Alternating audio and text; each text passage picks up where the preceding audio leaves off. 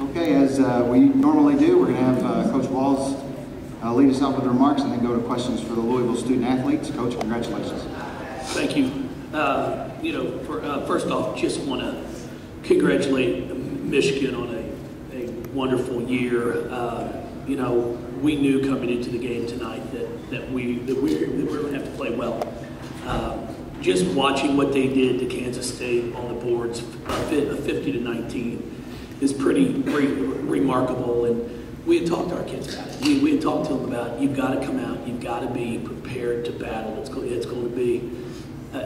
to be a basketball game where it's going to be physical. And I thought we responded well to all three of our seniors. I mean, just a wonderful group of young women. So proud of Erica Carter, just being able to get back out there and play. And I know that's one of the things that she wanted to do. Like, she did not want to end her career not having a chance to play the last game at home. And, I started her, and I was just going to let her keep going until she couldn't go, just for the fact that, you warm up, and then if you stop, and then it's tougher to get going again. And I thought she did a great job. I thought AC did well, and Sam and Asia, just a remarkable group to coach. I'm really, really proud of them. Thanks, Coach. Let's open it up to questions for the Louisville student athletes. Right here, Gary, in the center aisle, left side. Gary Graves, Associated Press for Asia. Obviously, right off the jump, getting those two assists, getting those baskets, really kind of helped jumpstart you all. Was that something you kind of took upon yourself, or just something? I mean, I know you had to start off at a fast pace, but for you personally, did you feel like you had to take it upon yourself to really kind of get the team going? Yeah, I mean, I just tried to make the right read, make the right play as well.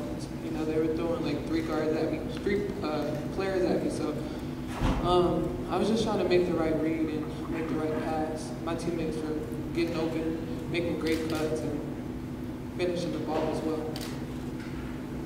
Next question, left side of the back. Asia and Sam, describe your emotions when you took that victory lap and when you left the arena for the last time. It was great. Playing here for 4 years with such great fans, great people who follow you everywhere, literally everywhere. So I can't really put it into words because it's a feeling that you'll never forget. And years down the line, you talk to your kids, your grandkids, your friends about these 4 years. And it was just so much fun playing here, playing in front of the best fans in the country. And we take pride in that, and we're very thankful. We never take that for granted, but just so thankful for it. Yeah, AC and Asia left me. You don't know where you on the went. first victory lap, they left. So I had to come back out. It was kind of embarrassing, but I enjoyed it. And the fans, they clapped for me all over again. So yeah, it was exciting. And yeah, we had a really, really big crowd. Even when we were doing the introductions, I told AC, I was like, this crowd is roaring. Like, it's not, I feel like it's not like this anywhere else, and I'm so appreciative.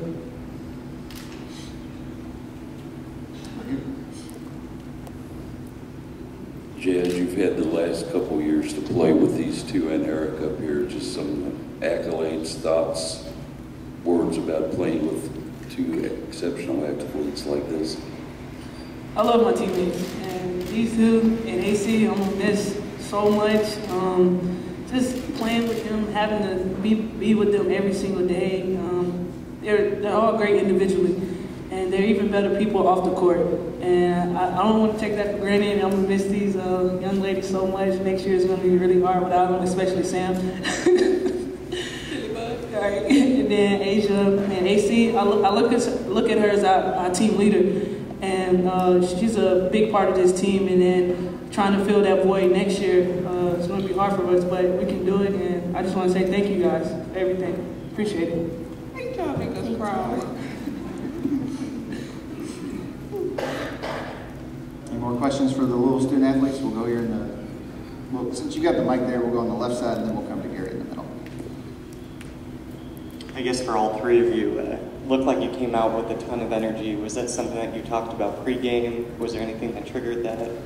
Asia, Sam, and Jackson. During this time of the year, a coach should never have to tell you that. It's either win or go home. So we take pride in that, and we want to win.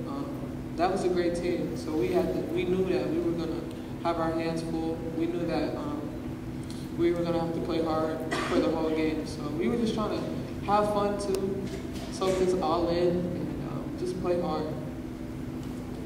Yeah, to add on to what Asia said, we're trying to throw the first punch every game.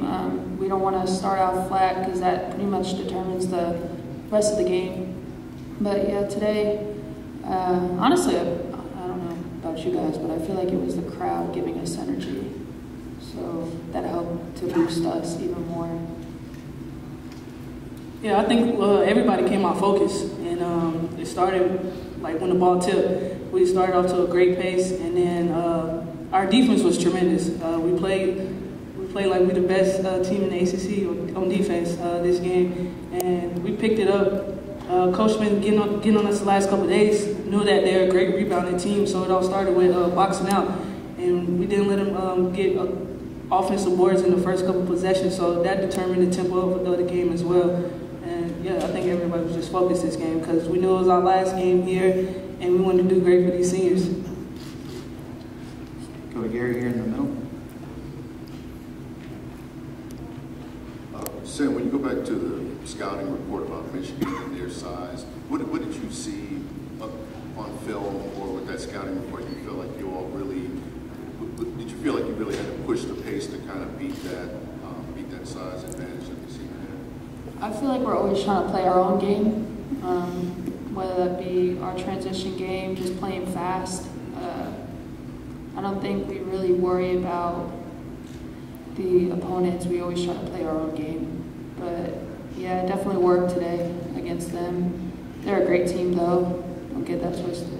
But yeah, I mean, we're trying to play our own game all the time. Deal. Anything else? Ladies, thank you. Thank you, guys. Thank y'all.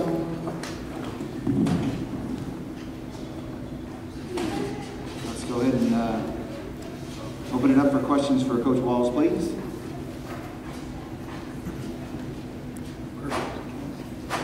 Easy. Not so fast, Coach. Michigan's press had kind of forced a lot of turnovers against Kansas State. You guys dealt with it a lot better. Can you just talk about what the message to the team was in terms of dealing with their press? Yes, it's what we've talked about this entire year when someone tries to press us. Our goal is to attack the score. When we went back and watched the Kansas State film, they attacked it at times, but then looked to pull it back out to set up an offense. And I told our kids, we don't want to do that. Our goal if they press is to try to get as quick and easy looks as we can. And when you've got that type of tempo and mentality, sure, you might turn the ball over a few times, but you're going to get easier looks and possibly deflating baskets. When you're pressing and all of a sudden you give up a layup, it's just one of those you hang your head on. And I think there was one possession where we took a quick shot, which was a good shot. We missed it, but we get the offensive rebound and great pass back out to Asia, and she hits a three. So I thought our whole mindset has been all year, if someone tries to press us, to attack the score. Question for Coach Paul, right? Coach, hopefully 4 more games to go, but just some of your thoughts and memories of the 3 seniors here over the years here in the KFCM Center.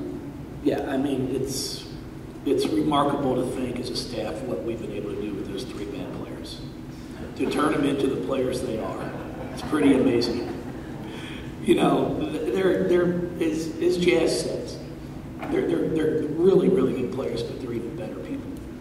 And that's, I think, what we strive to do here in Louisville is to win games, of course.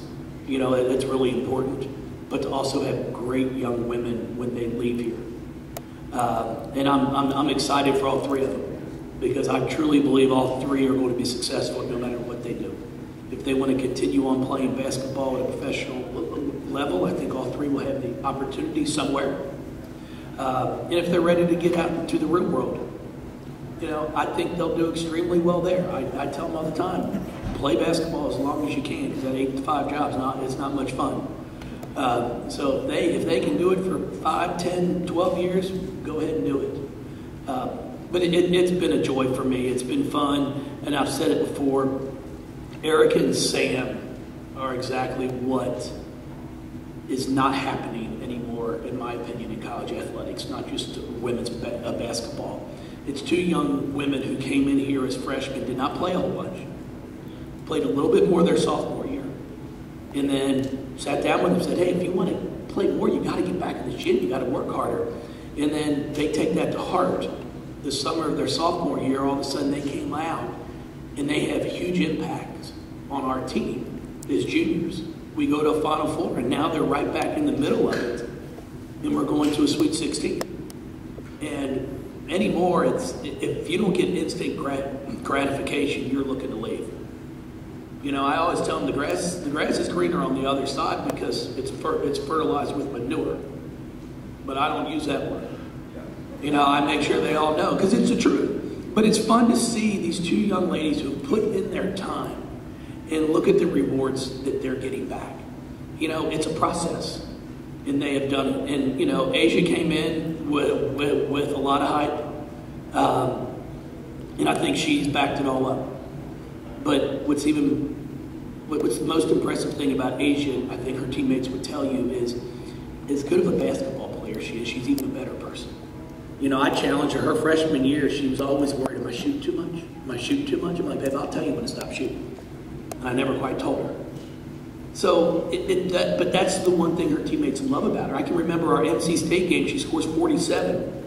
And the first thing she says in the press room is her teammates did a great job of setting her screens, finding her when she was open. That's just not the norm anymore. So really impressed with all three of them. We're going to miss all three of them, but the good thing for us is we've got another ball game to play. And we'll get back to work and get prepared to see who we're going to play next week.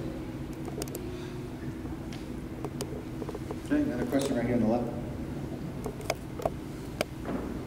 Coach, you talked about the out-rebounding Michigan, a team that out-rebounded Kansas State 50-19, but then just Erica having 7 rebounds, Kylie Shook having 10, and then the play of the defense. Could you sense that the team was locked in and focused and ready to go, like leading up to this game, that they were taking on the challenge? Well, we had one day of prep. So we had just talked about it. If you want to keep playing, this is what you're going to have to do. And I've got to give them credit. I thought Kylie came out and really set the tone early, which is something she hasn't done in the past. You know, but she held her ground, made their post up higher up off the block. It made it more difficult to score. Where in the past, she sometimes will let you get too low and all of a sudden it's just a drop step layup. And then she did a great job of boxing out. And then everybody started to get into the mix because we had talked to them, guards, you've got to rebound the basketball because, you know, Hillman, the one thing we told our kids, whoever is guarding her, I don't care if you get a rebound, she can't. And even with that emphasis on it, she still comes up with 5 offensive boards. So our guards are going to have to do a really good job of coming in and cleaning things up. Kind of answer my question. I'll ask a different one. With Kylie, the 10 boards today, moving forward, looking at some of those teams down the line, what next level can you all reach if she sets that tone, if she plays that big like she played today? Well, it's one game at a time. I mean, that's the one thing about this right now is whoever we're going to face next weekend's our only concern. You know, I told them my bads aren't cutting it right now. You know, my bads are what gets you sent home. So I was really excited because I think I only heard one my bad from her, and I'm used to hearing about 10. So she put her mind to it and really went out there and did well. And I told her in the locker room after the game, I said, I got some good news and bad news. You know, which one you want first? And she's like, well, for the good. I said, babe, you were fantastic today. You played as well as I've ever seen you play. And she says, well, what's the bad? I go, the bad is I'm going to expect that. So now you've shown me what you can do. So unfortunately for you, you're going to have to keep doing it. And she got a good laugh out of it. But it's true because, you know, she has really developed over her 3 years here. She came from being an outside three-point shooter. That's all she did really in high school, to where now she's finishing at the block. She's being more physical. And I'm really proud of her. Any more questions for Coach? But before I finish up, I'd like to thank Norlin. Norlin, thank you. I just really appreciate what you've done for women's basketball for the ACC. You've been remarkable. We're going to miss you. I know you can't say it, but there's no doubt I'm your favorite coach. So I'll say it for you. But thank you for all that you've done, because I don't know where you'll be next weekend, but thank you. Thank you, everybody. Good luck.